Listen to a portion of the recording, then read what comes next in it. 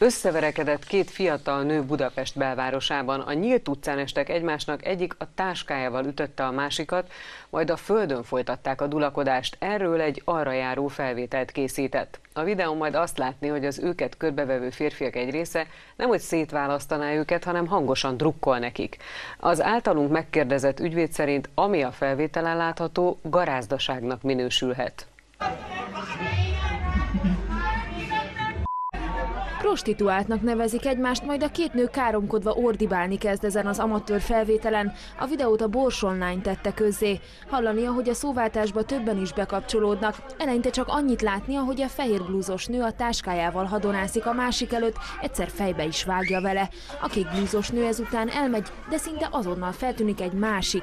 A két fiatal nő ezután egymásnak esik, olyan elánnal püfölik egymást, hogy még a mellettük lévő tuját is felborítják.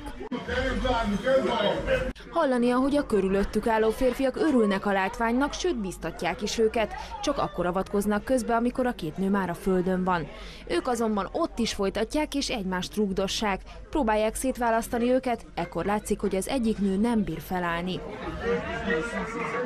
Még egy-két pofon elcsattan, a felvétel itt ér véget.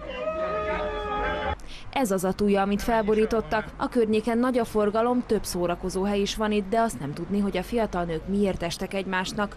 A videót már sokan látták az interneten. A felvételt megmutattuk egy ügyvédnek is. Ez a rész itt már akár egyébként a garázdaság vétségét, mint olyat ki is merítheti. Az ügyvéd szerint, mivel nyilvánosságra került a videó, a rendőröknek hivatalból eljárást kellene indítaniuk.